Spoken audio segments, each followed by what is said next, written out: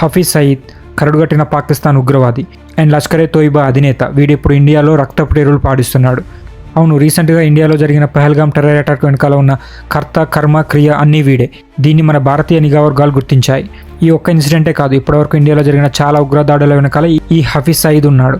Yes, ఇప్పుడు వీడు ఎక్కడ ఉన్నాడో తెలుసా? పాకిస్తాన్లోని కరాచీలో చాలా దర్జాగా బయట తిరుగుతున్నాడు. లాహోర్లోని ఒక ఖరీదైన ప్రాంతంలో ఇతని ఇల్లు ఉంది. వీడి ఇంటి యొక్క శాటిలైట్ ఫోటోస్ అండ్ వీడియోస్ ఇప్పుడు వైరల్ అవుతున్నాయి. జనరల్గా ఉగ్రవాదులు ఎవరు కూడా జనాల మధ్యలో ఉండరు, ఎందుకంటే వాళ్ళు జనాలకు దూరంగా ఒక షెల్టర్ ఏర్పాటు చేసుకుని ఆ షెల్టర్లో అండర్ గ్రౌండ్లో ఉంటారు. బట్ వీడు ఎప్పుడు జనాల మధ్యలో ఉండడానికి ట్రై చేస్తాడు. అందుకే పాకిస్తాన్లోని లాహోర్లో జనాలు ఎక్కువగా ఉండే ప్లేస్లో ఇల్లు తీసుకున్నాడు. అండ్ ఈ ఇంట్లో వాడొక్కడే కాకుండా వాని ఫ్యామిలీ మొత్తం కలిసి అక్కడే ఉంటుంది. మామూలుగా బిన్ లాడెన్ అండ్ మిగతా ఉగ్రవాద సంస్థల అధినేతలు కూడా జనారంలో ఉండడానికి ఎక్కువగా ప్రిఫర్ చేయరు. వాళ్ళు ఎక్కువగా జనాలకు దూరంగా ఒక అండర్ గ్రౌండ్లో ఉండడానికి ట్రై చేస్తారు. బట్ వీడి ప్లాన్ ఏంటంటే జనాల మధ్యలో ఉండడం వల్ల ఎవరైనా వీడి మీద దాడి చేయడానికి వస్తే చుట్టూ అమాయకమైన జనాలు ఉండడం వల్ల వాడి మీద దాడి చేయడానికి వాళ్ళు ఆలోచిస్తారు.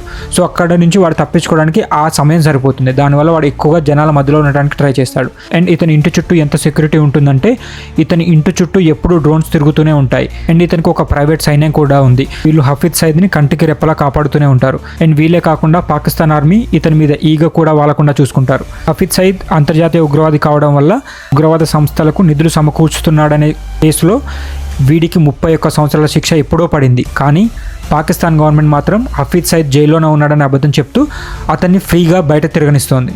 అతన్ని జైల్లో పెట్టి శిక్షించాలని అమెరికా అండ్ ఐక్యరాజ్య సమితి ఎంత ఒత్తిడి తెస్తున్నా పాకిస్తాన్ మాత్రం అతని మీద ఎలాంటి యాక్షన్ తీసుకోవట్లేదు.